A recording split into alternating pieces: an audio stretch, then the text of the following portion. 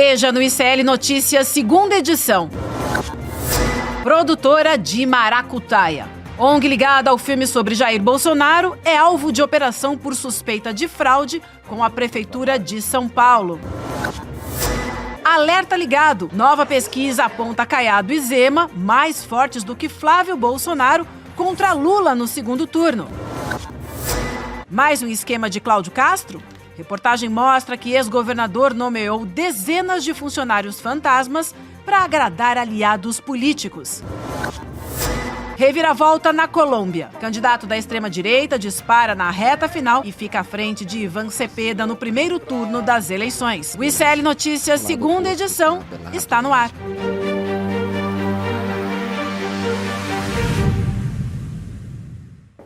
Alô, alô, salve, salve, sejam todas bem-vindas e bem-vindos ao ICL N2. Você não está, vou roubar a piada da minha colega, da minha amiga Gabi, que hoje fez o N1 no meu lugar e eu vim pra cá, ela falou, não, você não ligou no jornal errado. A gente fez essa troca, é super gostoso, porque a gente tem aí a oportunidade de curtir com vocês aí de casa, com os nossos colegas aqui na mesa. Então, vamos juntos nessa noite, minha gente, que tem coisas importantíssimas pra gente tratar aqui no programa de hoje. Chico Sá, que prazer. Esse reencontro.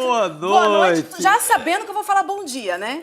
Porque eu entro aqui... Eu aguardei um bom dia. Um bom dia, né? Veio um boa noite, querida. Boa noite para a nossa audiência. Aqui é o ICL Raiz. É o ICL dos primeiros dias, né? O ICL... Resistência. O ICL do Gênese, quando estava sendo feita a Terra ainda. Foi por aí. Que bom. O ICL é edição de colecionador, né, minha gente? Exatamente. Que loucura. Mas que bom. Obrigada, viu? Ô, querida. Pedindo licença para entrar nessa casa. Super bem-vinda sempre. Chega aí, tome conta. Deixa eu dar um bom dia especial, então, para a galera que nos acompanha hoje, para o povo do Piauí, terra boa, né? Rádio Comunitária Malhada do Jatobá, em São João do Piauí. Opa, conheço esse lugar aí, hein? Eu fui no Piauí já algumas vezes, mas esse lugar eu não conheço. Maravilhosa essa emissora também, é ali nos arredores da Serra da Capivara.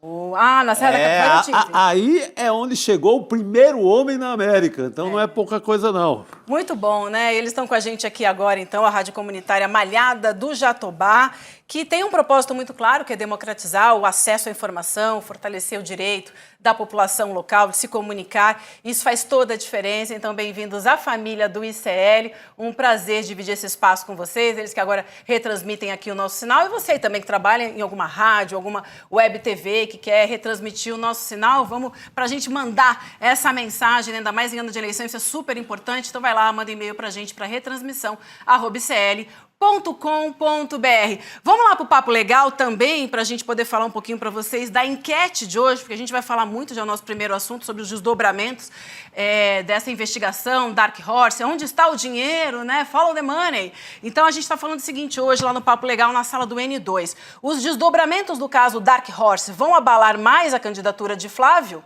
Vamos às opções. Sim, ele pode ficar atrás de Caiado ou Zema. Aliás, a gente vai falar hoje, que a gente já tem aqui informação também de pesquisa, tá? Não, Flávio não cai mais. Talvez, tudo depende das investigações. Você vai em qual? Olha, eu acho que cai mais um pouquinho, mas não assim, aquela sangria desatada para acabar com a candidatura, né? Aliás, eu torço por isso, que ele mantenha a candidatura lá embaixo até o final. Sem troca, sem nada, fica Flávio. Eu também, eu tô desse lado, tô contigo. Fica Flávio, é por aí. Tô contigo. E você aí, direto de Brasília, então, Luiz Costa Pinto, me conta, boa noite pra você, um beijo, que delícia a gente poder dividir aqui juntos o programa. Me conta, qual a opção que você vai lá da nossa enquete no Papo Legal? Boa noite. Bom, primeiro, boa tarde, Gabi. Não sei aí em São Paulo, mas aqui em Brasília ainda é tarde, tá? A gente já pulou já saiu bom dia, boa noite, agora boa tarde aqui no N2 do ICL, né? Vivi, eu acho que o Flávio Bolsonaro, para contrariar vocês dois, você e o Chico Sá, ele tem um problema de fundo contratado, que é o tempo de permanência dele entre os candidatos presidenciais, porque eu acho que ele não chega ao dia 4 de outubro, né, dia do primeiro turno. Por quê? Porque essa pesquisa Real Time Big Data, ela já traz o Caiado e o Zema acima dele nos ensaios de segundo turno e traz uma aposta do mercado, uma aposta dessa direita meio, como dizia o José Serra, essa direita meio trelelê, né, que é o Renan Santos. O Renan Santos, que é uma ficção nesse momento. Mas nessa pesquisa, ele atinge o tamanho do Caiado, né, nos ensaios de primeiro turno, 6%. E na pesquisa Polymarket, que é um site de apostas, é uma espécie de bet da política, proibido no Brasil, mas que gamifica a eleição, ele está aparecendo com 16%, 17% de possibilidade de vencer a eleição. Sim. Não é intenção de voto. E por que isso acontece? Porque ele está avançando nas redes muito mais do que o Flávio Bolsonaro. Né? Esse é o drama do Flávio Bolsonaro nesse momento. Ele conseguiu estancar a queda por causa do escândalo da relação íntima e financeira dele com o Daniel Vorcaro, no caso Dark Horse. Né? Depois ele fez esse ato tresloucado de política externa às avessas para o Brasil, conseguindo mais uma perversão do Donald Trump contra o Brasil, e isso está revertendo contra ele no eleitorado dele na Faria Lima, em São Paulo. E Lula, olha só, é isso o mesmo. mercado financeiro. Sim, sim. Né? Não, eu queria até te falar o seguinte, vamos segurar um pouquinho, que daqui a pouco eu quero mergulhar nessa pesquisa com calma. Não me conta tudo agora, segura um pouco mais, que eu quero te ouvir. Porque também é o seguinte, a gente sabe que tem muita coisa que ainda vai aparecer de Flávio Bolsonaro. Tem novas investigações, pegando também outros tentáculos. E aí eu queria começar falando dessa investigação nova agora, que inclusive é uma operação da Polícia Civil de São Paulo, que mirou hoje a ONG Instituto Conhecer Brasil por suspeita de fraude em contrato com a Prefeitura de São Paulo, no valor de 108 milhões de reais por ano para a instalação de Wi-Fi na cidade. Agora, olha só como é que a coisa fica, gente. Esse instituto é de propriedade, sabe de quem? Da empresária Karina Ferreira da Gama, a mesma, que é sócia produtora da Go Up, que é aquela produtora do filme Dark Horse, né, o filme sobre a biografia do do Jair Bolsonaro, que está aí envolvido em várias confusões junto com o Banco Master, o dinheiro de doação do Vorcaro para esse projeto. Muito estranho, né, que ela também esteja envolvida agora nessa nova investigação. A polícia apontou que há consistentes suspeitas de confusão patrimonial e de que os recursos públicos que foram repassados pela Prefeitura de São Paulo a essa ONG tenham sido desviados para custear a produção do Dark Horse. O contrato com a Prefeitura de São Paulo previa a instalação de 5 mil pontos de Wi-Fi gratuito na periferia até junho de 2025. Até agora foram instalados apenas 3.500. Segundo as investigações, vamos falar agora do valor do contrato. Lula e Chico, vamos prestar atenção nesse valor que chama muito a atenção da gente aqui, porque o valor do contrato subiu de dezembro de 2025 para 157 milhões, mesmo depois da área técnica da Prefeitura ter apontado irregularidade grave na prestação de contas. Eu acabei de dizer para vocês também que eles não entregaram todos os pontos prometidos, né? Foram cumpridos, ainda falando dessa operação, 7 mandatos de busca e apreensão nos endereços que são ligados à produtora e também na sede da Secretaria Municipal de Tecnologia e Inovação. A reportagem, a gente tentou contato com a Karina Ferreira da Gama, mas a gente não conseguiu falar com ela. Em nota, a Prefeitura de São Paulo negou as acusações, disse que todo o processo passou por acompanhamento do Tribunal de Contas, que está colaborando com as investigações. E aí tem mais para a gente começar aqui a falar dessa operação, porque hoje teve uma coletiva, né, do Ricardo Nunes, aconteceu uma coletiva, e aí ele afirmou nessa coletiva que ele não tem contato direto com a Karina, que já a conheceu pessoalmente e que é uma pessoa decente. Já conheceu pessoalmente, não tem contato, está dizendo que ela é uma pessoa decente, porque tudo isso aconteceu na gestão dele, ele tem que prestar contas, né? Mas já é um indício aí essa fala dele, né? Olha, Vivi, o volume de negócios da ONG que ela cuidava, juntando com esse filme, é muito cofre, assim, é muito dinheiro para ele não ter conhecimento e não saber que ela pode ser o que a gente chama vulgarmente de laranja. Ela mexe com... ela pega esse contrato, para fazer 5.000 pontos de Wi-Fi, entrega metade, quase toda essa rede não funciona direito, ela faz por um valor 10 vezes maior. Isso. Ou seja, um cheiro de um negócio ali feito em campanha eleitoral para depois esse dinheiro ser distribuído ali com cabo eleitoral, com vereador e etc. O contrato teve aditamento 3 vezes, mudando depois a data. Depois ele aumenta, ainda vai para 150 milhões. Gente, 108 milhões já é dinheiro demais, vai para 150 milhões. Depois aparece a sociedade dela no filme. No mesmo momento, esse ramal já mais bolsonarista. Ela recebe visitas aqui frequentes na Doc Lobo, onde fica a sede da empresa, a casa dela na Brasilândia e a sede aqui na Doc Lobo, nos Jardins. Recebe visitas constantes do Eduardo Bolsonaro, recebia... Então, é um movimento de muita grana para o Ricardo Nunes não ter conhecimento algum. Ela já disse, a gente esqueceu hoje, todo o noticiário esqueceu, que a produção do filme movimentou 13 milhões de dólares. Ela hoje não fala do filme, hoje as pessoas não relacionaram ela como deveria ser com o filme. Ela é uma pessoa que falou, inclusive, do dinheiro. Sim. Quando o Flávio fala...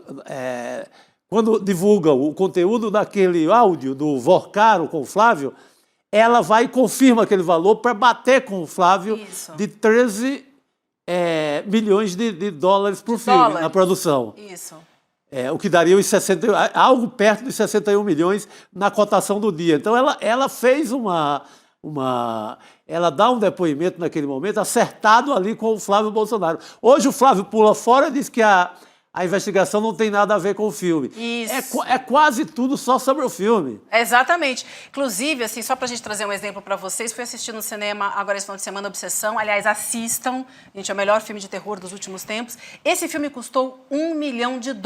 Ele já fez 104 milhões em bilheteria, mas é só para a gente trazer um pouco da dimensão aí. Então, esse filme custou $1 milhão e ela disse, o Flávio também, mais de 3 milhões de dólares. Mas, Lula, querendo te ouvir aí também, ao chegar num evento no Rio de Janeiro, o Flávio Bolsonaro se limitou a dizer que essa operação da Polícia Civil de São Paulo não tem nada a ver com o filme. Será?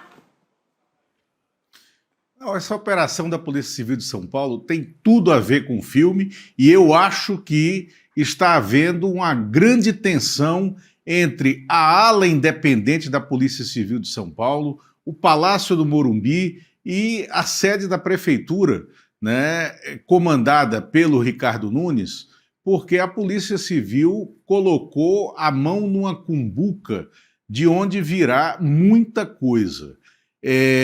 Eu lembro a vocês que já se apurou hoje que 26 milhões de reais dessas verbas destinadas pela Prefeitura à produtora da Carina Ferreira da Gama não tem nenhum tipo de justificativa para o gasto. Não há nenhuma comprovação para o gasto. E a própria investigação da Polícia Civil já desconfia que esse dinheiro foi todo desviado para a produção desse filme caríssimo, né, que já é Dark Horse, a mais cara produção cinematográfica em território brasileiro.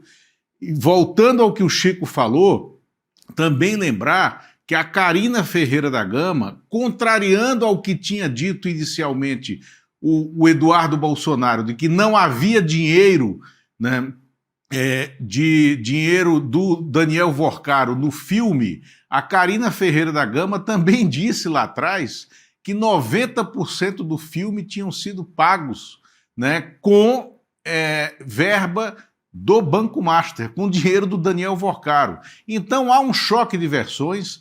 Essa operação está sendo feita porque há dinheiro público da Prefeitura de São Paulo nessa empresa dela para instalar pontos de internet. O Fábio Panunzio, numa nota na coluna Reserva Exclusiva da revista Liberta, já tinha publicado que cada ponto de internet de Wi-Fi da Carina Ferreira da Gama tinha saído por R$21.600, né, para a Prefeitura de São Paulo, um valor absurdo em relação a pontos de internet instalados por empresas concorrentes. Então, esse fato está puxando de novo a capivara do Flávio Bolsonaro nesse assunto. Vivi. Ela tem pelo menos, gente, 5 empresas registradas no nome dela. Uma delas é o Instituto Conhecer Brasil, esse hoje que foi alvo, né, dessa operação da Polícia Civil. Tem a Go Up Entertainment, que é a empresa ligada ao Dark Horse. Tem a Upcom Serviços Especializados, LTDA, que mantém filial em Goiás. E tem outras 2 empresas também. Chama bastante atenção o quanto... Né, é um trabalho... Ela entra ali, ela começa a ter contratos, fazer feiras evangélicas com contratos ligados à prefeitura. De repente, ela tem esses ramais todos comerciais. Ela tem atuação no mercado de construção civil em Salvador já. Tem empresa também em Aracaju. Então, ela tem todos esses tentáculos assim, de 4 anos para cá. É uma evolução gigantesca. É uma pessoa que precisou, para comprar uma casa, Lula, ela pediu, deu entrada na prefeitura com o pedido de comprar uma habitação social. Uma casa destinada a quem tem menos renda e tal. Mesmo assim, a prefeitura, na época ela não tinha esse relacionamento político, veta essa compra. Então, é uma pessoa que há 5 anos atrás estava querendo comprar uma casa modesta com a ajuda do Estado. Sim, também ela tentou vários projetos via Ancine, que eu dei uma checada nisso também, projetos de audiovisual, e não conseguiu autorização, não conseguiu ser enquadrada nas regras da Ancine para produzir conteúdo audiovisual.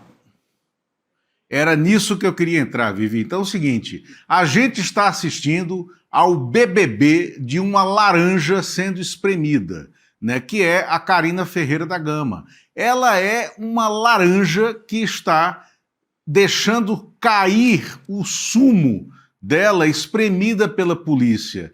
Por quê?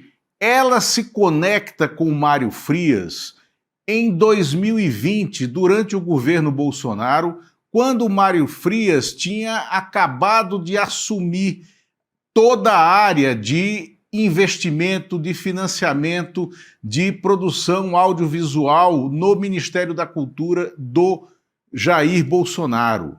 Ali, ela começa a ter uma mudança patrimonial brutal e começa a se conectar, veja bem, a Vivi falou aqui em Goiás, ela começa a se conectar em Goiás, governado pelo Ronaldo Caiado, aliado do Jair Bolsonaro, né, tinha inclusive uns bolsonaristas até que nem apoiam o Caiado, da Câmara dos Deputados, do Senado, muito mais radicais ali. Aí começa a dar uma mordida ali. Em Salvador, onde a prefeitura é de um bolsonarista, ligado ao ACM Neto. Então também teve mordida ali. E você sabe, aqui em Brasília, né, que o limite de todo mundo que tem um mínimo de decência no serviço público, quando é terceirizado, é o seu CPF. A Carina Ferreira da Gama não teve esse cuidado de blindar o CPF dela. Ela está agora pagando por um processo em que ela se tornou claramente laranja desses satélites que estavam em torno do Jair Bolsonaro, do Mário Frias, do Flávio Bolsonaro, do Eduardo Bolsonaro. Vamos ver o que é que ela falará agora, porque ela precisa resgatar a autonomia do CPF dela. Boa, Lula. Perfeito, Lula. Acho que resumiu bem, né? Ela se associa, ela trabalha já faz a campanha ali junto com o Mário Frias, a campanha dele, e depois entra mesmo como quase sócia /laranja, porque está com toda a cara de... Pode até não ser do Laranjal, mas é difícil, né? Porque tem todas as ferramentas para ser uma laranja, um pouquinho da prefeitura e muito do bolsonarismo. Sim.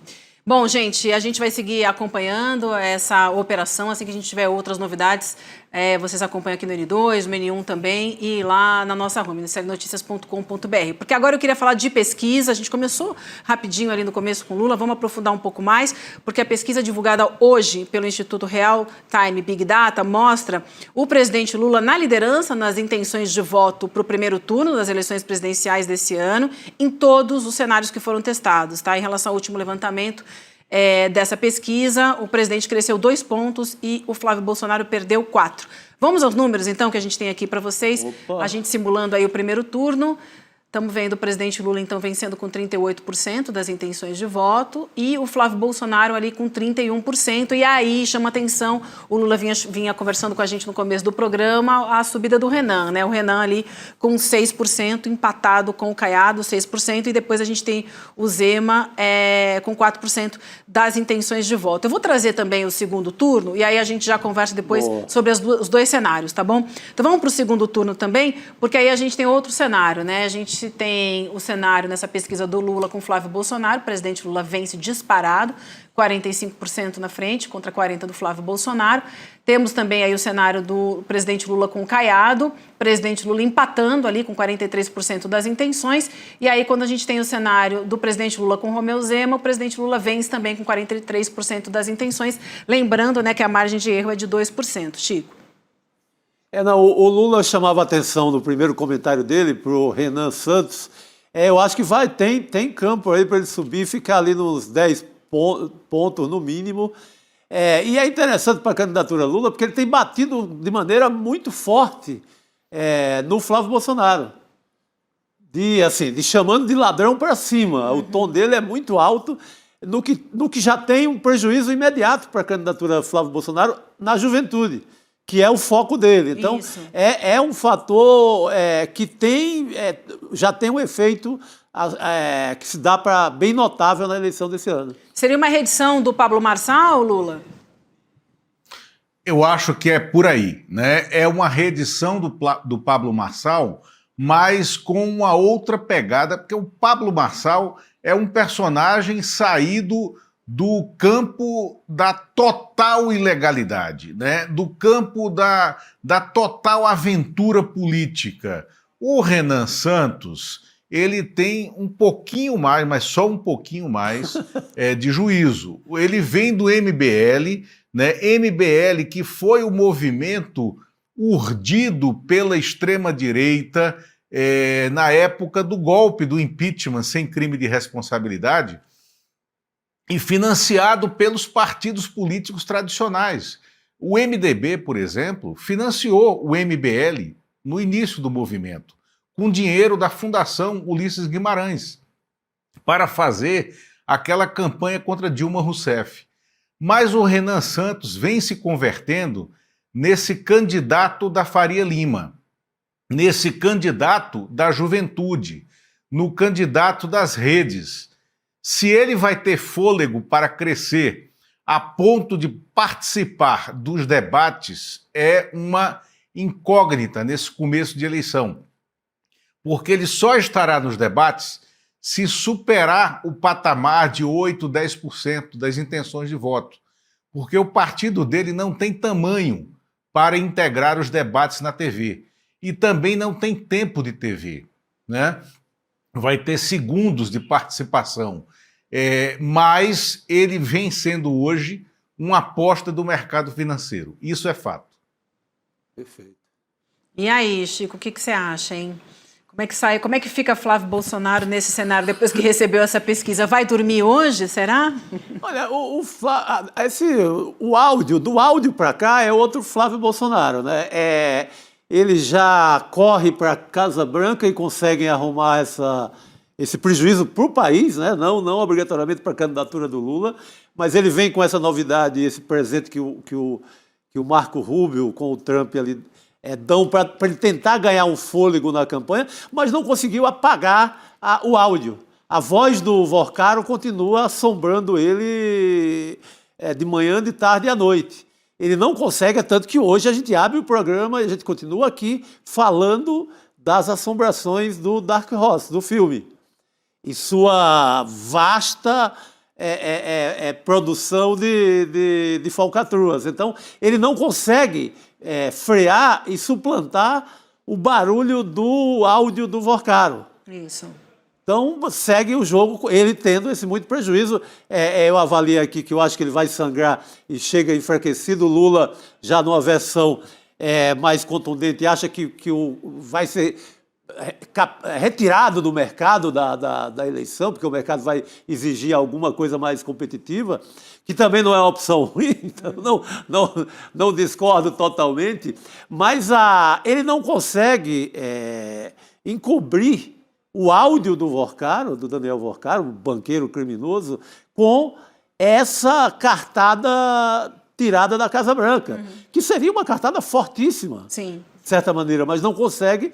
Estamos aqui falando de quê? Dark Horse do filme, mais uma vez. Não à toa a base aliada do governo, né, acreditava mais, torcia mais para que, de fato, esse representante da extrema-direita na disputa contra o presidente Lula fosse o Flávio Bolsonaro, né, já sabendo que muita coisa ia sair, muita pena ia sair desse galinheiro e essa campanha ia acabar derretendo nesse momento, que não dá mais para o Tarcísio assumir esse posto. Né? Mas ele tinha assim, ele tinha toda aquela ficha corrida ainda dos tempos da rachadinha, da admirável loja lá de chocolate, etc.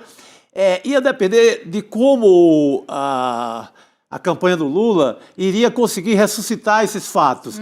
Mas acho que ele não contava com uma bomba como foi essa agora, né, Lula? É totalmente diferente, é algo da semana passada. E algo com o grande personagem do crime no Brasil atual, que é o Daniel Vorcaro. Então, é muito forte.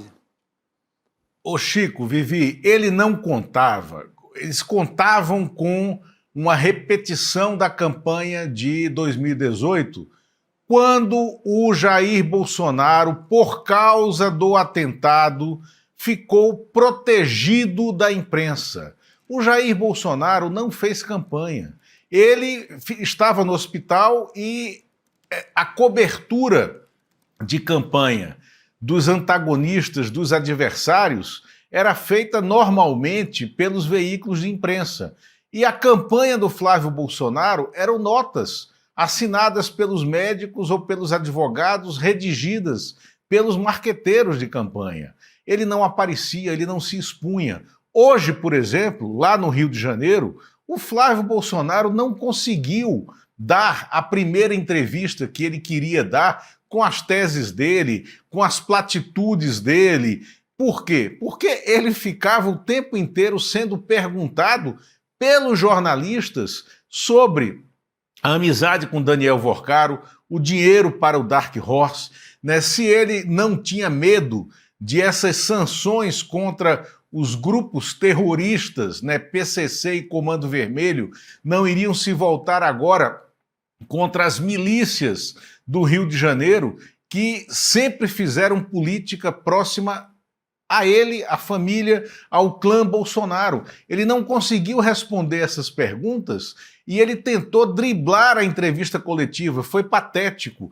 Já tinha acontecido algo parecido nos Estados Unidos. Então, a cena é completamente diferente de 2018. Ele não tem um atentado, né, à faca para se refugiar nesse atentado. Ele tem que se expor. E, ao se expor, ele tem que dizer, deixar claro que ideias ele tem na cabeça, que argumentos ele tem para responder a essas cobranças da sociedade e que explicações jurídicas até ele tem para os malfeitos que estão sendo descobertos. Então, é por isso que eu acho que a permanência dele na cena eleitoral tem data, tem um tempo marcado, porque esse derretimento do Flávio Bolsonaro, e nessa pesquisa Real Time Big Data, o fato de Caiado e Zema já estarem maiores que ele no segundo turno é muito relevante para o PL e para os candidatos que estão como satélites do PL. É por isso que eu acho que ele está em rota de colisão com a lógica eleitoral. E a lógica me leva a imaginar que ele tem um tempo curto nessa cena. Muito bem, Lula, deixa eu me despedir de você agora, respeitando o boa tarde, né? Falei que estava esperando um bom dia, dei um boa noite. Agora pode mandar o boa noite. O boa noite, então agora... 18:02 em São Paulo. Ô Lula, obrigada demais e um prazer dividir essa bancada aqui contigo do N2, tá, querido? Obrigado, um prazer meu dividi-la com vocês e com você aqui em edição extraordinária. E olha, é uma noite chuvosa de junho em Brasília, o que é absolutamente difícil de acontecer e só pode nos levar a crer que realmente o Super El Ninho está vindo aí, tá? Vamos nos preparar, O bicho vem com tudo. Obrigada, então, Lula, boa noite para você. A gente se reencontra quarta-feira. Quarta-feira eu tô aqui com vocês de novo. Deixa o Rodrigo Viana vir para cá. Agora sim, é o Velho Testamento, tá, gente? Pois isso aqui é o ICL do Velho Testamento, não na idade, mas na experiência. A formação. Os reencontros, né? Reencontros. Bom, querido. Tudo bom, Chico? E aí, querida? Tudo jóia? Que bom. Muita coisa importante para a gente falar, né? Mas eu queria começar com essa notícia, te ouvir também. O Rodrigo acabou de pintar aqui, tá? Notícia de 17h34, daqui a pouquinho, do Kleber Lourenço. A gente falava agora da Carina, PJs, né, suas empresas. Ela está envolvida agora nessa operação da Polícia Civil em São Paulo.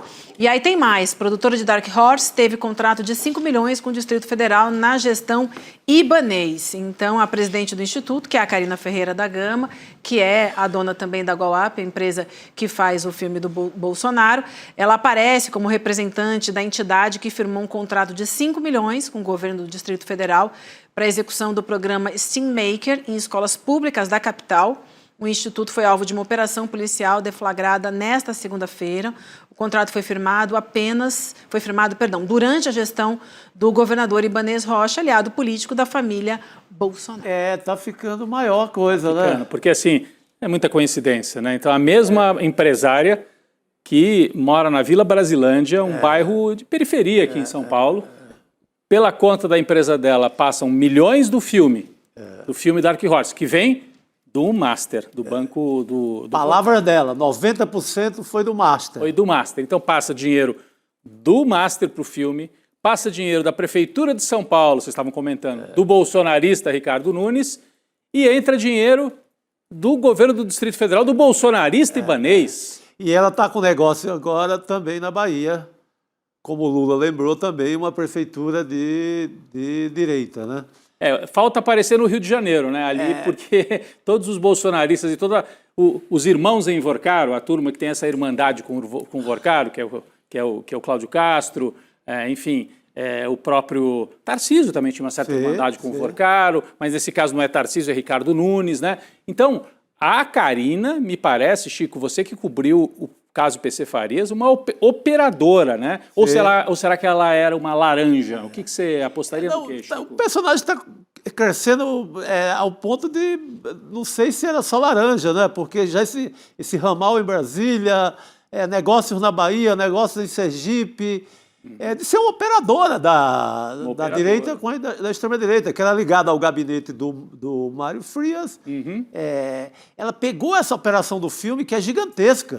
É o filme mais caro já feito no país. Uma produtora desse tamanho. A Vivi, que já trabalhou com produção, não de filmes, mas de séries. De audiovisual. A Vivi acabou de falar da questão da Ancine, né? Ela Isso, não tem... vários projetos ela tentou e não teve aprovação, não se encaixou. A produtora não se encaixou.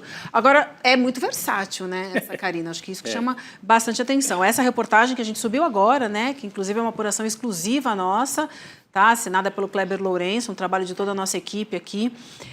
Ela fala desse contrato, então, de 5 milhões com essa escola do Distrito Federal.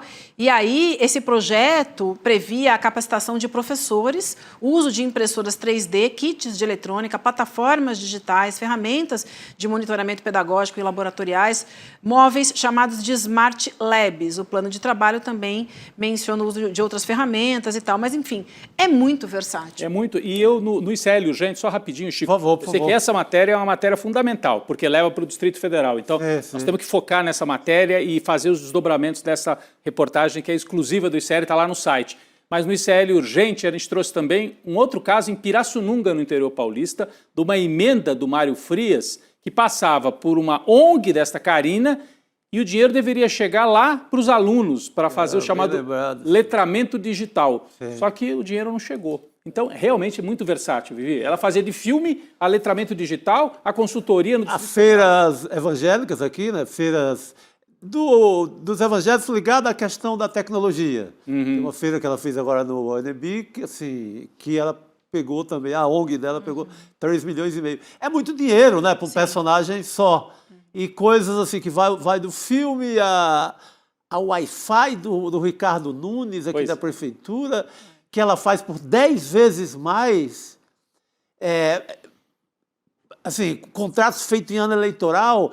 Parece. Tem um personagem assim, muito comum nas eleições no Brasil, que é aquele operador que toma conta ali, que passa a ter que pagar os cabos eleitorais, os vereadores, fica uma centralzinha de grana. O dinheiro passa por ali. Prefeito, uma grana que você não tem como... É a grana pública, nesse caso seria via contrato. Dá um contrato, você não precisa cumprir obrigatoriamente tudo, como ela não cumpriu, ela só não entregou todas as ligações de Wi-Fi até agora, e esse dinheiro acaba na mão de políticos para impulsionar candidaturas. A vitória do Ricardo Nunes aqui na cidade de São Paulo, ela é acachapante, é uma vitória de quem fez um arrastão. Sim. Com muito investimento desse tipo. Então é um grande personagem que até então desconhecido, que bota a cara na política brasileira. Fala, você ia falar, Vivi. Não, eu ia dizer o seguinte, ela tem pelo menos 5 empresas, a gente já falou isso aqui, né, que a gente precisa... relembrar, claro. Mas ela tem pelo menos 5 empresas, eu falei de 3 delas, né, e uma delas, que é Upcom Serviços Especializados, ela tem uma filial em Goiás, então é importante a gente trazer isso também, porque a gente mostrou agora, né, esses tentáculos aí no Distrito Federal, nessa apuração nossa, exclusiva, e aí a gente tem também essa outra empresa que tem uma filial em Goiás. Enfim, é muita coisa ainda para ser averiguada e descoberta. Né? Mas eu acho importante, hoje, quando o Ricardo Nunes, prefeito de São Paulo, dá a impressão, isso é cobertura local. Não é cobertura local. Não, é uma personagem hoje com tentáculos no Brasil inteiro. O Ricardo Nunes estava num evento entregando casas, enfim, habitação popular, e perguntaram para ele sobre esse caso. E ele fez uma defesa da Karina. Isso. Ele disse, ela é uma pessoa, acho que você já trouxe, né? Isso, decente. É uma pessoa decente. Isso. Não conheço, não tenho intimidade, alguma coisa assim. Já encontrei, pessoalmente, é uma pessoa decente. É uma pessoa decente. Me pareceu assim já o Ricardo Nunes se preparando para o pior, que é se ela for denunciada e fizer uma delação. Ele fala que, mas eu não posso me responsabilizar por tudo. Que ela fez. Ele vai até o meio do caminho. Achei interessante também o advogado do Bolsonaro, da família Bolsonaro, o Fábio Van Garten, ele também fez uma defesa agora à tarde nas redes sociais. Da Karina? Que conheceu a Karina, que é muito decente também, que ele apresentou ela a alguns jornalistas, que ele dando a entender que ele fez o social, o meio-campo, para apresentá-la a figuras conhecidas da política de São Paulo, da política e da comunicação em São Paulo. São recados de que, Karina, você não será abandonada pelo meio do caminho.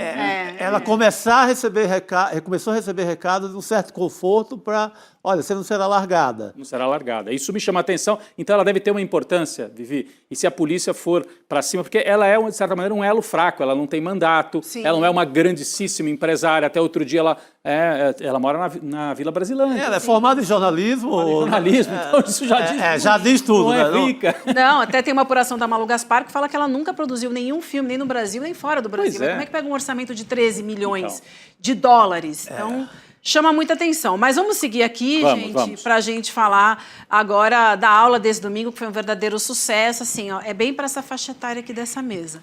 Opa, tá? não, eu tô acima. Ou para um pouco antes, né? A aula que o Edu deu nesse domingo, né, gente, foi realmente sensacional, né? A aula do Investidor Mestre, né? Uma aula ao vivo, mais de 80 mil pessoas acompanharam essa aula do Investidor Mestre, que fez esse recorte especial para quem tem mais de 50 anos e quer começar a investir. Dá tempo, minha gente, dá tempo. Então, foi muito bacana. Nesse encontro especial, o Edu falou sobre a estratégia que ele mesmo aplica para construir uma aposentadoria mais confortável. Né? Depois de tantos escândalos aí, né, principalmente com o pessoal que tinha aposentadoria, né, no Rio de Janeiro, é importante a gente entender onde a gente está colocando o nosso dinheiro. Então, o Edu fez do Investidor Mestre esse recorte, o Investidor Mestre que já é um um sucesso, né? Ele fez esse recorte importante para essa turma. Quem tem menos de 50 anos também é bom acompanhar para já ir se preparando. E aí, gente, a gente tem o replay liberado, mas é por tempo ilimitado, queria avisar vocês. Então, vamos correr, vamos se inscrever no link do N2, sérien2.com.br, para se inscrever e acompanhar essa aula imperdível, que o replay está liberado, né, minha gente? Vamos acompanhar. Vamos cuidar do dinheirinho. Vamos cuidar que é bom. Olha, são 18 horas e 13 minutos. Deixa eu dar boa noite para o Jamil Chad. Oi, Jamil, direto de Genebra. Boa noite para você, tudo bem? Boa noite. Boa noite a todos que estão qualificados para ir para a aula do Edu por conta da data de nascimento. Eu também, viu, Vivi? DNA, né? Data de nascimento avançada. Meu jovem Jamil. Vamos lá, Jamil, vamos falar. Estamos dentro, Chico. Somos jovens, mas somos jornalistas, né? Então a gente sai um pouco. Essa parte de dinheiro com jornalismo, a não ser o caso da Karina aí, que se deu bem na vida, pra gente não tem essa fortuna, não. A gente não mexe com dinheiro do Daniel Vorcaro nesse volume todo, não, né? Vamos lá, então, minha gente. Jamil, a gente quer conversar um pouquinho com você, né, sobre a decisão, né, de classificar as facções no Brasil, né, o Comando Vermelho e o PCC, como terroristas. Essa é uma determinação que deveria começar a valer, né, segundo os Estados Unidos, a partir dessa semana, do dia 5, mas parece que isso foi antecipado, né? Então, eles nem esperaram esse dia 5 aí, né? Os dois grupos passam a ser oficialmente considerados terroristas nessa próxima sexta-feira, mas a nova classificação abre também a possibilidade para que um arsenal de medidas seja adotado contra brasileiros, americanos ou qualquer pessoa que seja considerada envolvida com as facções. O problema é que o alcance das sanções ainda é incerto. Um dos temores é o PIX, já que sanções a instituições financeiras podem afetar as transações no Brasil e o PIX, né? Os Estados Unidos está de olho no PIX há muito tempo, a gente falou disso um pouquinho no N1 na semana passada, né? Porque os Estados Unidos não tem PIX, né? Então isso acaba atrapalhando as transações nos cartões internacionais, principalmente, né, Jamil? Sem dúvida, Vivi. Vamos tentar explicar aqui, porque, claro, é um tema complexo, sem dúvida nenhuma, tem muita repercussão, mas vamos começar com o calendário, a agenda. O governo norte-americano tinha dito que no dia 5 de junho, então, começa a valer essa classificação para esses dois grupos, o Comando Vermelho e o PCC. Mas é um pouco mais complexo do que isso. Por quê? Porque já na sexta-feira, o Tesouro Americano colocou essas duas entidades já na lista de sanções. Claro, a classificação como terrorista entra em vigor no dia 5, mas essas duas instituições, ou pelo menos organizações ou cartéis, como a gente quiser chamar, já entraram basicamente na lista oficial das sanções aplicadas pelo Tesouro Americano. E aí é importante a gente tentar entender o que isso significa. Em primeiro lugar, o congelamento de ativos. Então, qualquer conta bancária, imóveis, etc., que for descoberto nos Estados Unidos envolvendo algum membro de uma desses cartéis, então vai ser confiscado, vai ser congelado, basicamente por bancos. Os bancos têm a obrigação, isso nos Estados Unidos, os bancos têm a obrigação, então, de basicamente fazer uma apuração interna, saber se aquele dinheiro, se aquela conta é de alguém que está nessa lista, e aí fazer o congelamento dessa conta. Então esse é o primeiro ponto. O segundo ponto, que aí começa a ficar complicado, apoio material. Ou seja, qualquer empresa ou qualquer pessoa nos Estados Unidos que der apoio material ou recursos materiais para essas duas instituições também podem ser alvo de processos criminais e, na verdade, sanções muito pesadas, inclusive penas de prisão. Agora, se a gente vai lá na lei e tenta entender o que é um apoio material, aí eu falei com alguns escritórios de advocacia nos Estados Unidos e eles colocam, de fato, essa é a zona cinzenta dessa história. Por quê? Olha só o que diz a lei. O apoio material significa qualquer bem, tangível ou intangível, ou serviços, ou instrumentos monetários, títulos financeiros, serviços financeiros, e aí começa a complicar, Vivi, hospedagem, treinamento, consultoria, assistência especializada derivado de conhecimento científico, técnico ou outro conhecimento especializado, documentação ou identificação falsa, equipamento de comunicação, telefone, instalações, armas, claro, substâncias letais, pessoal, ou seja, funcionários, e transporte. Tudo isso, se uma empresa prestar qualquer tipo de serviço em todo esse pacote a uma dessas duas organizações, cartéis, ou pessoas que fazem parte desses cartéis, essas empresas, então, passam a ser alvo de sanções nos Estados Unidos e também, claro, de um processo criminal que pode levar, inclusive, à prisão. Então, olha só como é complexo esse ponto. E um terceiro ponto, que aí é talvez um pouco mais direto, é a deportação de qualquer pessoa que for identificada fazendo ou atuando ao lado desses grupos criminosos. Então, esse é o pacote que nós temos por enquanto. Claro, no dia 5 ainda entra em vigor a classificação de fato como terrorista. Depois disso, há uma etapa até muito interessante, eu vou ficar muito de olho nisso, eu acho que todo mundo vai ficar de olho.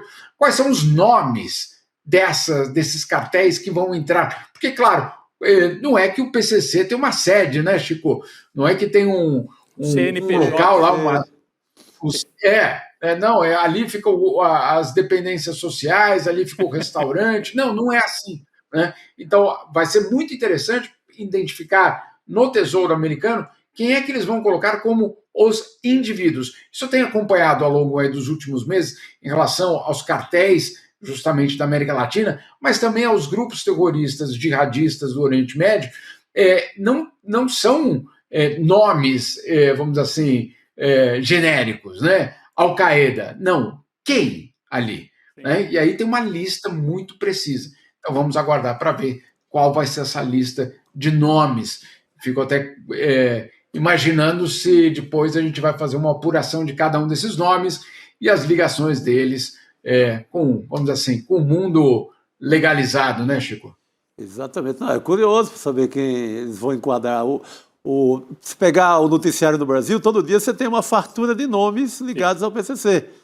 E ao Comando Vermelho, na Assembleia Legislativa do Ricardo Magro, que era o maior sonegador do país, aqui em São Paulo, empresários, todo dia são citados, gente de comércio grande aqui de São Paulo. Então, todas essas pessoas serão ali listadas para o mercado financeiro. E no caso do Comando Vermelho, você tem a turma da Alerj, o próprio Rodrigo Bacelar, que aparece muitas vezes ao lado de Flávio Bolsonaro. Estou curioso realmente para ver as pessoas físicas. Eu não sei se vocês querem falar mais algum ponto sobre a questão econômica, porque, olha, é uma preocupação dos bancos brasileiros hoje isso. Sim. Os bancos, os grandes bancos, não estamos falando os grandes aí, vocês sabem quais são os bancos. Estão preocupados com isso. Se acharem uma conta transitando por um desses bancos, esses bancos vão ser penalizados, né? Então pode ser um ataque ao sistema financeiro brasileiro, um ataque ao próprio PIX, como tem dito o governo. Mas não sei se vocês querem falar sobre isso. Eu queria trazer um outro ponto que me chama a atenção. Eu acho que tem uma preparação aí de discurso, né? A gente está aqui fazendo debate, o impacto econômico e tal, mas o bolsonarismo, a gente sabe como é que ele joga. Ele joga no espetáculo. E em 2018 produziram aquela cena da facada, que aconteceu, a facada, mas toda a produção que veio depois foi bastante insuflada pelos bolsonaristas. Será que eles não podem preparar um ataque do Comando Vermelho, supostamente, ou do PCC, que daí, imaginem só, faltando 3, 4 meses para a eleição, juntando com essa análise da pesquisa que o Luiz Costa Pinto e vocês trouxeram aqui, quer dizer, o Flávio Bolsonaro com uma queda, que não é grande, mas gerando algum desconforto, ele precisa de um fato novo. Você está sintonizado com a mente do Carluxo. O Carluxo tem soltado que o Comando Vermelho em Minas Gerais está preparando um atentado para o Flávio Bolsonaro. Eles estão preparando o terreno, o Jamil, Vivi e Chico. Estão preparando o terreno e, assim, se a CIA está operando no Brasil, dessa vez pode nem ser o Carluxo com um clube de tiro lá de Santa Catarina e tal. Pode ser uma operação maior. E gente ligada ao tráfico topa fazer esse tipo de coisa. Claro que topa. Você tem que ir lá e fazer ainda tira uns 10 anos de cadeia do cara. Exatamente. Ali. Então, eu acho que a gente tem que se preparar, porque eles vão tentar. Se a candidatura não conseguir se alavancar de novo, né? A gente está vendo aí, o Lula manteve 5 pontos na última pesquisa, o Flávio Bolsonaro caiu um pouco, se ele começa a cair mais e não dá nenhuma resposta, eles vão preparar alguma coisa e esse terreno me parece o terreno perfeito para o bolsonarismo agir, porque é de fácil entendimento. Todo o noticiário de fim de tarde, os programas policiais, as redes sociais, olha, eles estão preparando o jogo nas redes, o Carluxo, o Alan dos Santos e outros, para uma coisa desse tipo. Eu acho que a gente tem já que ter uma vacina para estar preparado quando isso vier, não ser uma surpresa, Vivi. Sim. Senão vem outra Juiz de Fora aí para gente. Exatamente. Não, eu acho que você trouxe um ponto fundamental aqui, Rodrigo. A gente pode esperar tudo, né? Porque, de fato, essa eleição é o tudo ou nada. Porque se desidratar nessa eleição, acho que não tem uma terceira oportunidade daqui 5 anos, né? Daqui 4 anos. Então, enfim, gente. Oi, diga, Jamil. Não, só para... Termine, por favor, só para eu completo também. Pode completar, Jamil. Só para colocar, Rodrigo, 2 pontos que eu acho que o Rodrigo citou, em relação, em primeiro lugar, aos bancos. Na lei americana, olha só, isso é importante, não adianta um banco dizer eu não sabia que aquela conta era vinculada a alguém do crime organizado e, portanto, agora terrorista. Não basta dizer eu não sabia. Então, olha só como é complicado e como é perigoso. Um banco pode, de repente, descobrir uma conta, ou a justiça pode descobrir uma conta naquele banco, e aquele banco, por não ter ou a identificação daquela conta prévia, a justiça pode ser penalizado. 2, também algo, e aí não são os grandes bancos, mas também, eu estou dizendo, claro, os negócios, os supermercados, num bairro onde é controlado por um desses grupos, é o seguinte, o que diz a lei americana, ou essa lei específica americana, se você, Vivi, por exemplo, é a dona de um cabeleireiro, um supermercado, de uma padaria, num desses bairros, e você é chantageada por esse grupo, basicamente, para fazer algum tipo de pagamento, para servir, para esconder alguém, etc. Chantageada com violência, obviamente. Mesmo assim, isso não será um argumento para você escapar dessa definição de apoio aos grupos terroristas. Olha como é complicada essa situação que vive hoje o Brasil. Porque, claro, a gente sabe, quem é do Rio de Janeiro ou mesmo em São Paulo conhece como funciona. Né? Nem sempre é da vontade daquele empresário de prestar algum tipo de apoio. Muitas vezes ele não tem opção. Né? E aí, claro, entra na lista, basicamente, das empresas que apoiam o terrorismo. Olha como é complicado. E 2, só para completar, Vivi, essa questão da preparação, do lado americano, a gente também, eu tenho insistido muito, a gente também precisa entender que a classificação desses cartéis como grupos terroristas serve a objetivos geopolíticos. Não é sobre o combate às drogas, não é sobre isso. Né? E aí eu quero trazer para vocês um documento que eu descobri ainda de março, foi um depoimento absolutamente discreto num dos subcomitês da Câmara dos Deputados dos Estados Unidos por um vice-secretário de Defesa dos Estados Unidos. E olha o que ele diz, Vivi.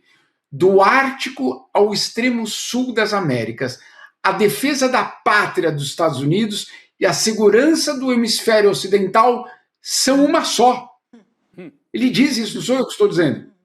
Ele está dizendo que a defesa dos Estados Unidos e o controle do hemisfério ocidental é uma coisa só. Não sou, insisto, não sou eu que estou dizendo. Então, quando o Rodrigo traz um cenário como esse, não é fora das possibilidades. Por quê? Porque, de um lado, você tem um grupo político doméstico que, claro, vai tentar de tudo para voltar ao poder, e, do outro lado, você tem aquele centro de poder da extrema-direita mundial que está dizendo: eu considero o hemisfério todo como um local de atuação dos meus interesses. Então é para ficar muito preocupado, sem dúvida nenhuma. Muito, muito mesmo. Perfeito. Jamil, a gente vai seguir acompanhando, né? Essa determinação é dessa semana, né, gente? A gente mal começou. Olha quanta coisa a gente já levantou aqui numa conversa de 10 minutos, né?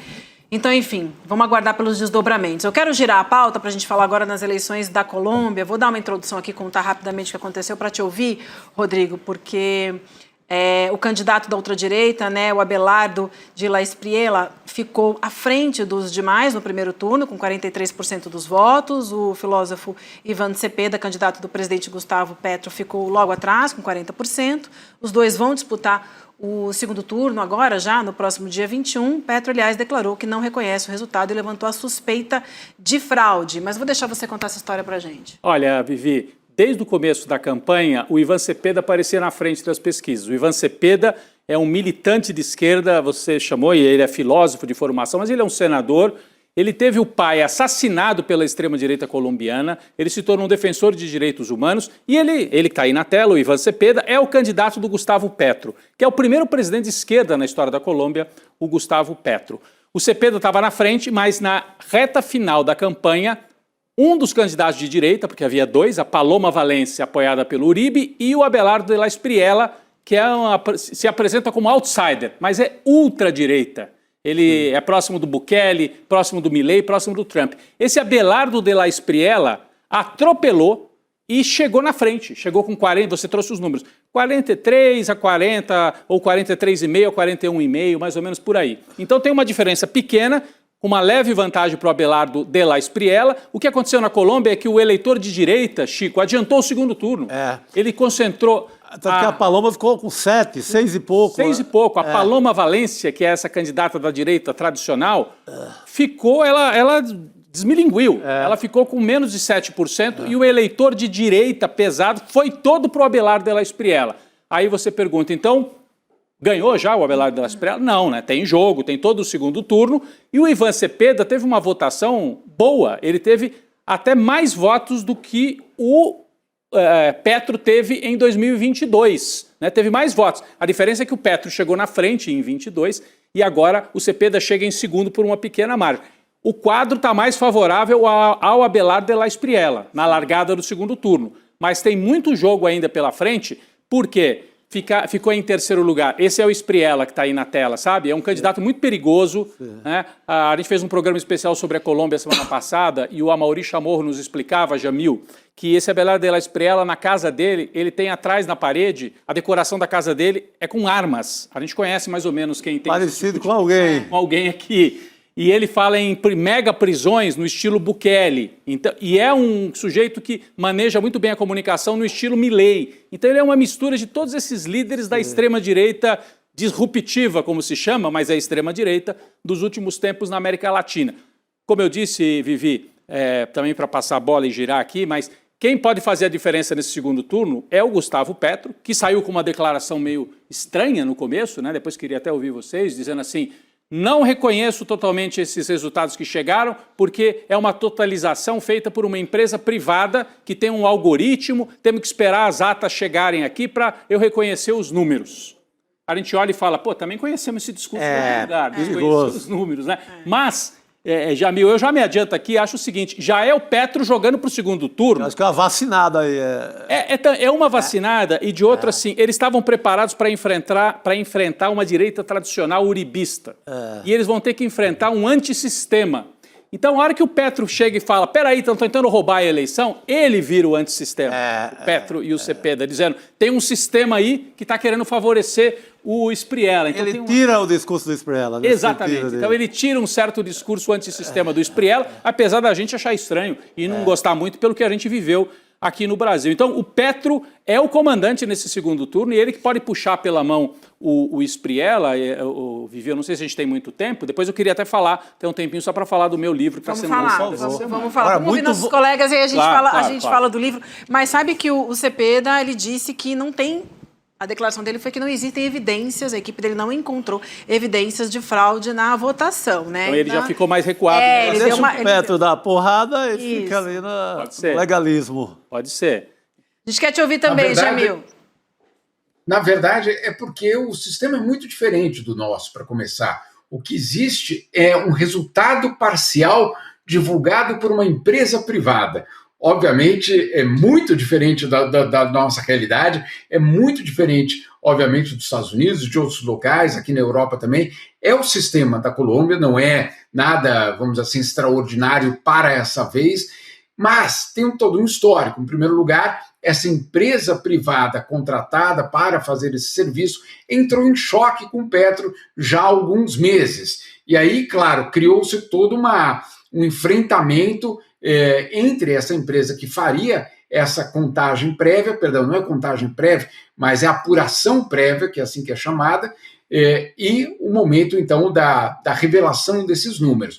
O que o Petro disse, e o que o Cepeda vem falando talvez um pouco mais claramente, é que ele vai reconhecer os números finais. Ponto. Então, não há nenhum tipo de questionamento sobre os números finais, pelo menos por enquanto. Obviamente, a América Latina e o realismo mágico que aparece justamente da Colômbia. E logo lá, né? Absolutamente o roteirista da América Latina é extraordinário, são extraordinários. E nasceu na Colômbia, não, mas o maior roteirista da América Latina nasceu na Colômbia. Que é o Gabriel Garcia Marques. É o Garcia Marques, então eles entendem disso, de absurdos. Por isso que eu fui cauteloso de dizer que a gente está num local absolutamente encantado, né? Para a gente colocar de um outro jeito. Mas vamos aguardar. Agora, o Rodrigo tem toda a razão. Assim como tem acontecido aqui na Europa, em vários lugares, no próprio Brasil, a direita democrática, ou a direita, vamos dizer assim, mais tradicional, absolutamente desmoronou. Isso. Por quê? E aí a gente tem visto isso em vários locais. A extrema-direita sequestrando, basicamente, a pauta, sequestrando o eleitorado de direita tradicional e se apresentando como o único capaz de vencer os progressistas. Então, a grande vítima, mais uma vez na Colômbia, é a direita tradicional. Agora, você também tem toda a razão, Rodrigo, por tudo que eu tenho ouvido, lido, pesquisado sobre o candidato de extrema-direita na Colômbia, ele faz o Uribe parecer um progressista revolucionário. O Uribe vira o Churchill. Não, o Ulisses Guimarães quase. Quase isso. Isso. Agora, ele tem esse perfil, ele deu uma declaração também muito complicada, dizendo que ou ganha de forma democrática ou pela força. Aí também não foi nada claro o que quer dizer isso, como assim pela força.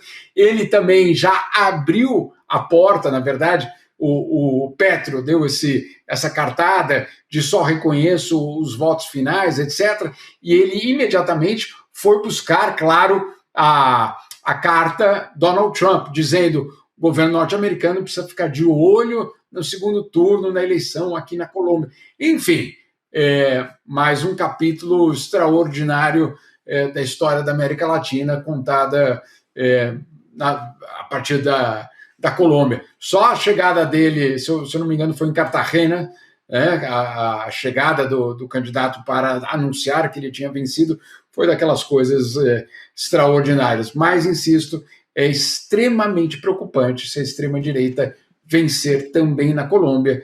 Vai se fechando um cerco absolutamente dramático da extrema-direita na América Latina. Preocupante. Muito. Jamil, quero agradecer, então, sempre bom dividir aqui o programa contigo. A gente se reencontra, não sei se amanhã, se na quarta-feira, se no N1, se no N2, o importante é que a gente se vê. Isso aí. Boa. Tá bom? Então, eu estou indo de novo para o Brasil essa semana, então eu não sei exatamente como vai ser a nossa... Eu sei que amanhã de manhã eu vou estar no N1, mas eu sei que eu vou encontrar vocês três e quero fazer um convite para toda a nossa comunidade na quinta-feira à noite, às 19h30, no Bar São Cristóvão. Fica ali na Rua Purpurina 370. É o melhor bar do mundo. Muito bom. A minha escolha é essa, né? É o melhor bar do mundo. Vamos fazer uma festa para o lançamento do meu novo livro com a Miri Lacombe. Claro, um livro já sobre futebol, mas também sobre política, sobre paixão, misoginia, racismo, todos os sistemas, se a gente usa amarelo ou vermelho para a Copa do Mundo, também tem essa discussão. Boa. Mas eu faço uma promessa, Vivi. Na festa, às 19 horas, lá no bar, eu não farei palestra, só vou festar. Então, venham todos para a gente festar. Tô contigo. Muito bom. Eu já tô com save the date. Estarei lá. Vamos todos lá, Jamil. Pronto. Obrigada demais, querido. Comunidade toda, vamos lá. Obrigada. Um beijo para você. Até amanhã de manhã no N1. Bom, Boa gente, noite, querido. e o segundo turno aí, né? Dia 21 já está marcado. A gente vai, claro, prestar bastante atenção e acompanhar. Mas, Sim. vamos falar da novidade, né? Tem gente também lançando, eu adoro esses livros, são Cara, muito livro chiques. bonito aí, É aqui, ó. do lado de 2 autores. Que lindo. Não, é aqui, ó. A Espada de Bolívar, Democracia e Revolução na Colômbia. A história do M19, o grupo guerrilheiro que moldou a formação, as ideias do Gustavo Petro. Então, Gustavo Petro, um personagem central nesse segundo turno lá na Colômbia, o personagem central da esquerda na América Latina. E esse livro ajuda a entender de onde veio o Petro, Vivi. A gente falou um pouco de realismo fantástico, Chico. Olha só, o M19 era uma guerrilha dos anos 70 e o Petro foi guerrilheiro, era jovem na época, ele não era liderança, assim, mas começou por ali. Primeira ação do M19, não foi assim um sequestro, um ataque a um quartel, eles entraram no museu e roubaram a espada que estava guardada no museu, a espada do Simão Bolívar. Então o M19 começa a sua ação guerrilheira disputando o passado, recuperando um símbolo do passado, fazendo combate simbólico. O que tem um toque também de realismo Total, tem, completamente. Nesse caso, eu acho muito interessante. Por isso que o livro se chama A Espada de Bolívar, recupera a história do M19. E o Gustavo Petro, quando toma posse na presidência lá na Colômbia, em 2022, ele fala, tragam aqui a espada do Bolívar que eu quero a espada aqui comigo.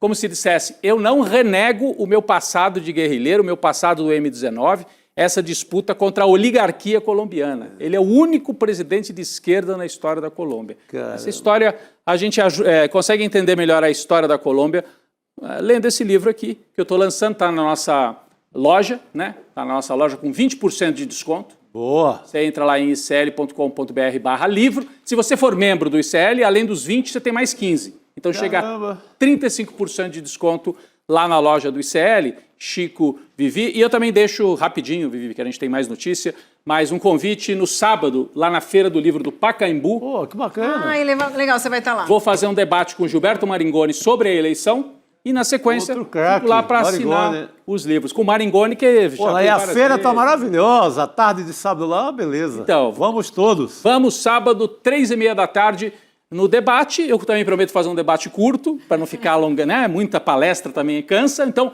um debate curto e depois a gente conversa, eu assino alguns livros para quem aparecer. Fica aí o convite para a comunidade do ICL daqui de São Paulo comparecer na feira e passear pela feira, que é um programa muito também. legal. Um programa aí pro seu final de semana em São Paulo. E, gente, o livro do Rodrigo tá aí também com 35% de desconto lá na nossa lojinha. Você pode somar os descontos. Então vai lá, vamos prestigiar aqui o nosso amigo. Boa. Beleza? São Obrigado. 6 horas e 40 minutos, 18h40. Hoje é dia de Chico Pinheiro em entrevista. Daqui a pouquinho, assim que a gente terminar aqui os serviços no N2, o Chico vem por aí e ele vai entrevistar uma das maiores representantes do samba brasileiro, da resistência, a voz do povo brasileiro. Alessi Brandão é a convidada especial para essa conversa totalmente inédita sobre a trajetória da primeira mulher a fazer parte da ala de compositores da Mangueira e uma das deputadas mais longevas da política brasileira. Vamos ver um trechinho? Vamos lá. Você tocava algum instrumento? Não, nunca toquei. Aliás, eu sempre bato palma para os compositores que são instrumentistas, porque um toca violão, toca cavaquinho, eu nunca toquei. O único instrumento que eu toquei, né, até algum tempo, pandeirinho, né, o pandeiro e o tantã, instrumentos de percussão. Mas para compor a música entrava na sua cabeça, assim, você já imaginava? Não, era coisa natural. Eu sou compositora intuitiva, né? Naturalmente. Eu poderia estar passando um café, como eu poderia estar dentro do ônibus ou dentro do trem e tal, e vinha a melodia e já vinha com a letra? Tudo junto. Deus é tão bom que mandou tudo juntinho para mim. É hoje, é daqui a pouquinho, a partir das 7 horas da noite. Muito assim que a gente bom. terminar por aqui. Vocês são os nossos convidados especiais. Beijo, Né? Chico Pinheiro. Beijão, Chico. Beijo, querido. Vamos lá, 18h41, a gente vai conversar agora com o nosso repórter do Rio de Janeiro, Igor Melo, e também com o Rubem Berta, que é colunista do site Ururaú. Urural, é isso aí. E especializado na cobertura da administração pública do Rio de Janeiro. Deixa eu dar bom dia para o Igor. Boa noite para o Igor. Eu sabia que eu ia escorregar em algum momento, né? Mas esse escorregão é o de sem menor importância. Né? Oi, Igor, tudo bem? Tudo bem, Vivi, Rodrigo, Chico, nossa audiência. A Gabi de manhã também confundiu o N1 com o N2, tá tudo em casa, tá tudo certo. Tá tudo certo. Isso aí. Rubem, boa noite para você. Obrigada pelo seu tempo aqui com a gente nessa noite. Boa noite. Tudo bem? Boa noite, boa noite. Eu que agradeço, enfim, feliz de encontrar vocês, especialmente o Igor, né, meu parceiro aí de longa data. Muito bem. Cara, essa dupla... Pois é, né? A dupla dinâmica tá A dupla do Ceperge, né? Cara, se eu fosse político no Rio de Janeiro, avistasse essa dupla de longe, pelo amor de Deus, eu me escondia na hora. Cláudio Castro vai cantar música aí. Essa é a dupla mais poderosa da reportagem brasileira. É isso. E eles vêm com mais, tá? Vamos começar com o Rubem aqui, que publicou hoje uma reportagem revelando uma rede de funcionários fantasmas nomeada pelo ex-governador Cláudio Castro. Esses funcionários eram todos ligados a um aliado do presidente da Alerj, né, o Douglas Ruas. Segundo a apuração do Rubem, as 24 pessoas deste grupo tinham conexão com o deputado estadual Felipe Rangel Garcia, o Filipinho Raves, do PP. Todas elas ganharam cargos na Secretaria da Casa Civil do Rio de Janeiro. Somente nos contra-cheques de março, gente, o gasto com esse grupo aí de funcionários fantasmas totalizou R$260 mil. O Rubem conversou com um desses funcionários, o William, que alegou que cumpriu uma função de RH na secretaria, com um pagamento de R$10 mil por mês, carga horária de 40 horas, mas ele mal comparecia à secretaria porque ele tinha um lava-jato. A gente tem um trecho dessa... O Rodrigo está rindo aqui do meu lado. A gente tem um trecho dessa conversa gravada, Rubem. Vamos passar primeiro esse trecho, depois eu quero imediatamente te ouvir sobre essa apuração, tá bom? Vamos lá. E aí, mais ou menos, quantos dias por semana você vai lá? Umas 2, 3 vezes na semana, entendeu? Dá para conciliar com o teu trabalho aqui? Dá, porque aqui é meu. Eu tenho 2 funcionários que vai chegar daqui a pouco. Entendi. Aí eu vou, fico lá, trabalho um pouco. O dia que não dá, porque também eu levo meu filho todo dia pro colégio. Ao dia, às vezes, que não dá, hoje eu não vou amanhã, vou no outro dia. Entendeu? Ô, Rubem, isso é um escândalo, né? Absurdo. Queria que você contasse um pouco mais. A gente está falando de 24 pessoas que você descobriu, né, nesse grupo. R$260 mil só somados aí os contra-cheques do mês de março, né? Então, muito se falou, né, nos últimos tempos aqui no Rio de Janeiro sobre essas exonerações promovidas pelo atual governador, né, o desembargador Ricardo Couto, governador interino, que chegam aos milhares já, né? Já passamos aí, chegamos quase a 3 mil exonerações nesse período em que ele está no cargo. E o que eu fiz, na verdade, né, nas últimas 2, 3 semanas? Comecei a ir atrás dessas pessoas para efetivamente contar essas histórias, né, saber quem são esses fantasmas. Muito se falou, como eu falei, nos últimos tempos, em números, mas as histórias em si a gente não conhecia.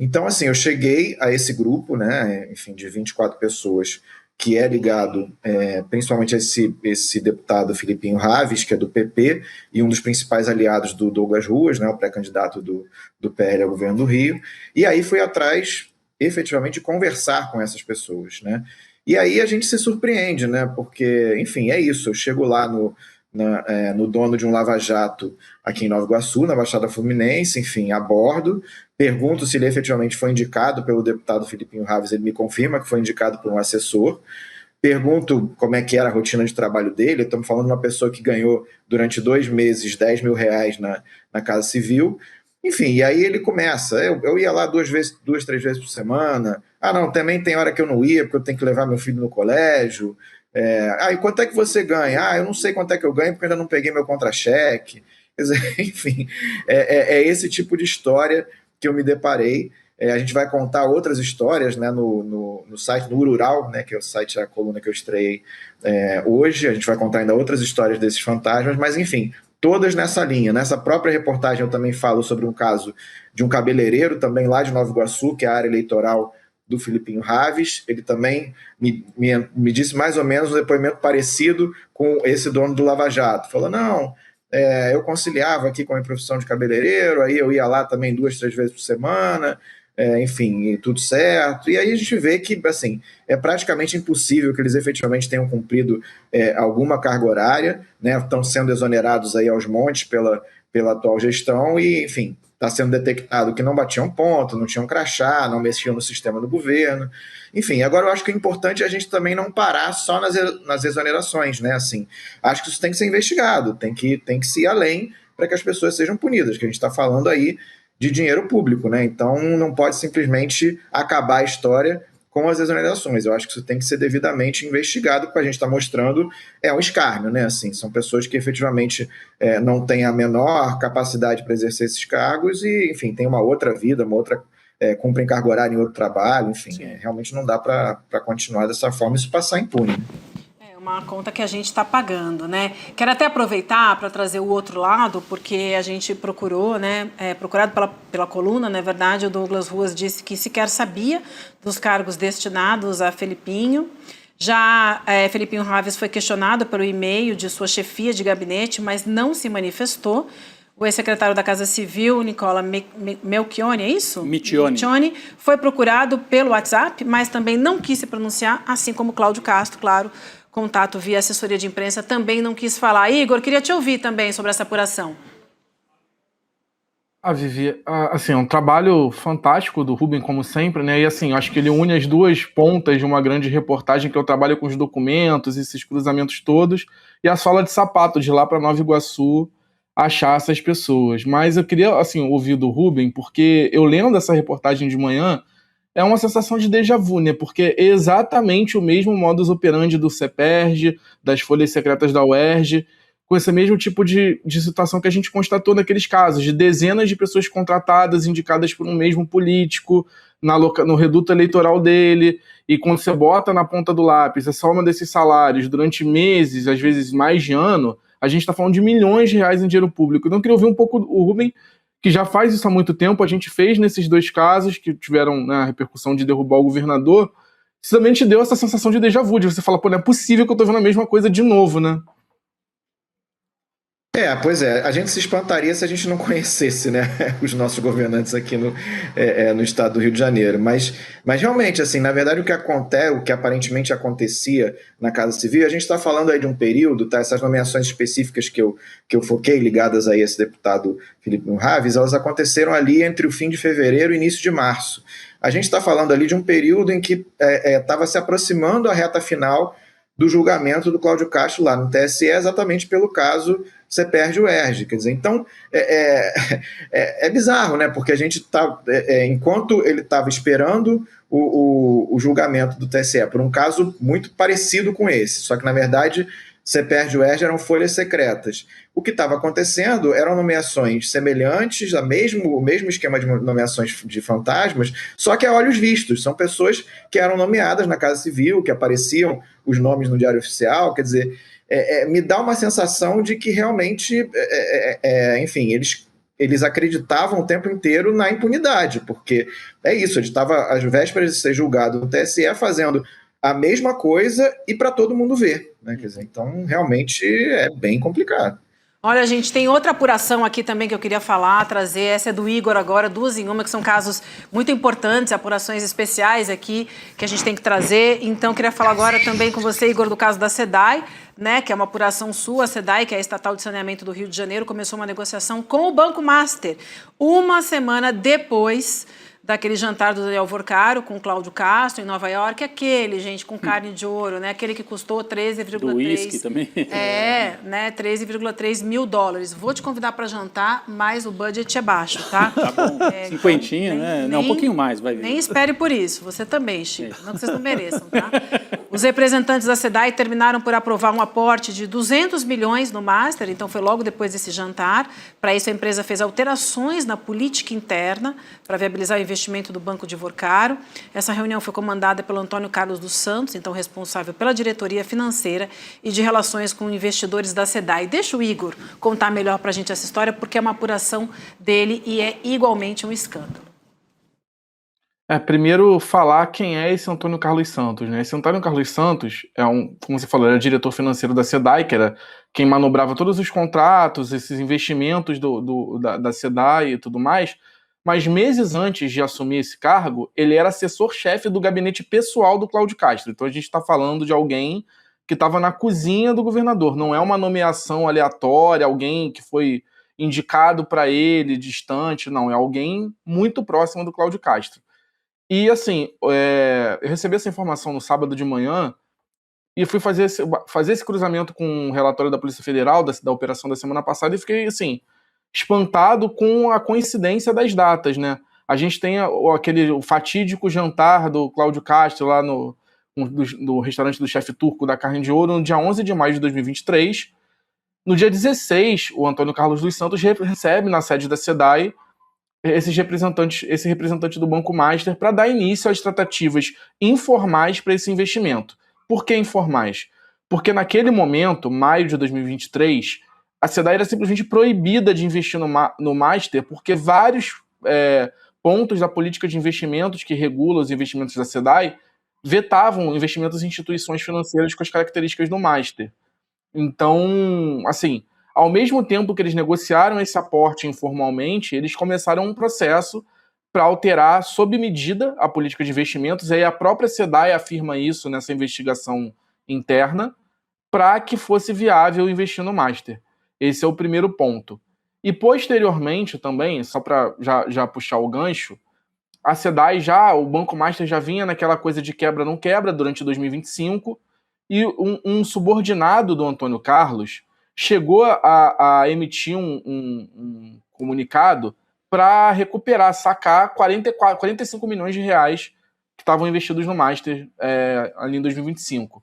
Só que 1h30 depois, veio uma determinação de cima da diretoria financeira do Antônio Carlos para vetar esse aporte. Esse dinheiro se perdeu.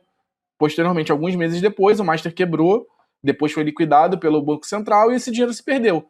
45 milhões de reais que, em última análise, são dos cofres públicos do Rio de Janeiro, se perderam numa decisão esquisitíssima. E depois disso tudo, só para fechar, já com o Master quebrado, a SEDAI já tendo tomado formalmente o calote, esse diretor foi a São Paulo ter um encontro pessoal com o Daniel Vorcaro.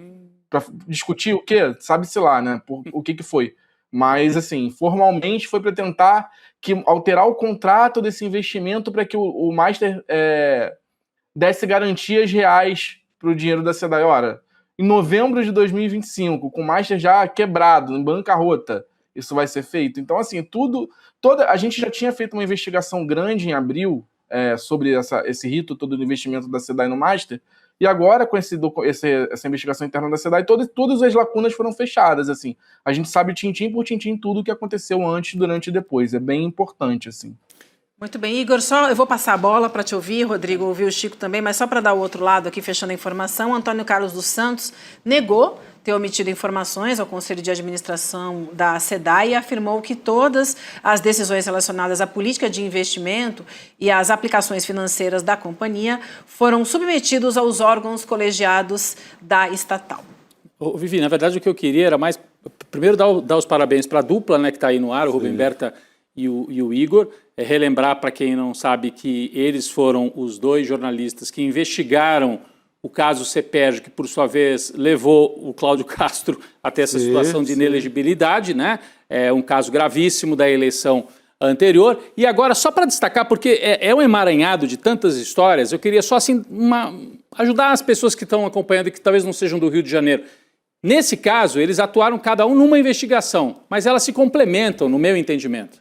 O Rubem Berta pega esse caso que é de plantar gente e pagar salário para quem não trabalha, para provavelmente usar como cabo eleitoral. Sim. Ou para ficar com um pedaço do salário da pessoa, ou para usar como cabo eleitoral, como eles fizeram na CEPERJ, no caso da CEPERJ. Então, aí você pode falar, mas é um dinheiro, não é tanto dinheiro assim, mas é uma operação política para a eleição, né? Provavelmente, né? Decide uma eleição. Decide uma eleição, como foi no caso da CEPERJ.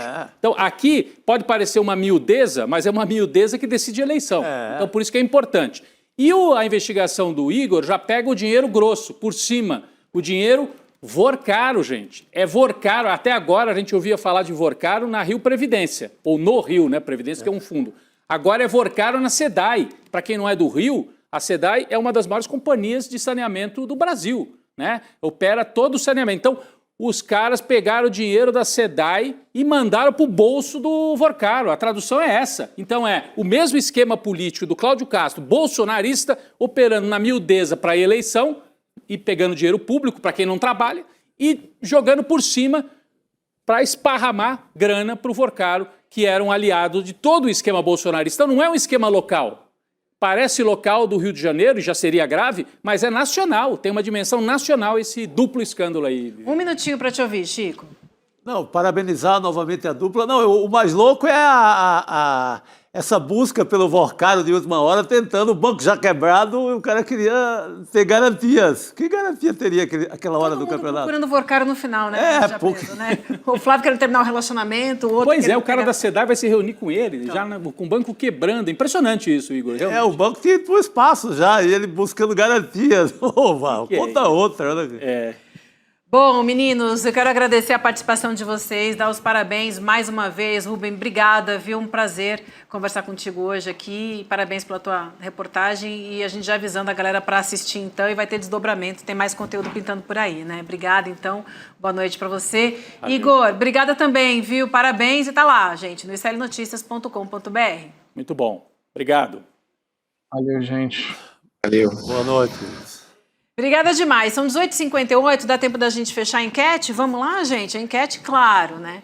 Que era sobre esse escândalo todo do Banco Master, Dark Horse. Vamos lá? Dark Horse.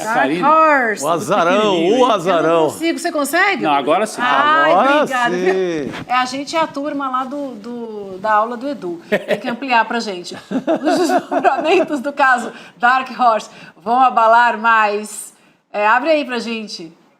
A candidatura de Flávio Bolsonaro, sim, ele pode ficar atrás de Caiado ou Zema para 26%, vocês me matam assim. Não, Flávio não cai mais, 8%, e talvez, tudo depende das investigações, 66% então dos votantes. Acho que ficou muito claro aí, né, o que pensa a galera que está assistindo a gente hoje. É isso. Certo, minha gente? Obrigada demais, meus companheiros. Foi um prazer. Valeu, Vivi. Já vi que eu tenho Você essa semana vem de novo. Oftalmologista. Pois é. Volta quarta. Quarta-feira, por favor. Se vocês me aguentarem, quarta-feira eu tô aqui de Por novo. favor, você é dona dessa casa Isso também.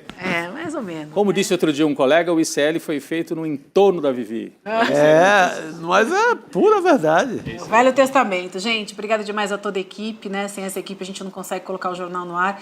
Obrigada demais, turma. Obrigada à audiência. Ailton Oliveira, Chico Lopes, Dorinha Cardoso, Sidney Silveira, Vânia Sampaio Rodrigues e todos vocês que estiveram com a gente mais essa noite. Tenham uma ótima noite. A gente se encontra amanhã de manhã no N1 e agora vocês ficam com o Chico Pinheiro em entrevista. Leci Brandão. Isso aí. Tchau, tchau, turma. Até amanhã. Valeu, obrigada. A nossa entrevistada de hoje dedicou a vida a abrir alas para que outros... Fala, galera! Tem uma boa notícia. Na nossa última aula ao vivo, Como Construir Patrimônio Depois dos 50, a gente teve milhares de pessoas que passaram pela transmissão. Mesmo assim, muitas pessoas não conseguiram participar e a gente recebeu muitas mensagens pedindo o replay. Então a gente conseguiu aqui, junto com a equipe, liberar por um tempo limitado a gravação dessa aula que mostra o caminho para a construção de patrimônio com investimentos sem cair nas armadilhas mais comuns. E aproveita, porque no final a gente abriu as inscrições para o nosso programa mais completo sobre finanças, investimentos e educação financeira, com cursos, conteúdos diários, relatórios, encontros ao vivo, comunidade e suporte dedicado. É o Investidor Mestre, agora na versão 3.0. E quem garantir a vaga agora ainda vai ter surpresas incríveis. Se quiser saber quais são, clica aqui embaixo e assista a aula, porque é lá que a gente conta sobre o nosso mega pacote.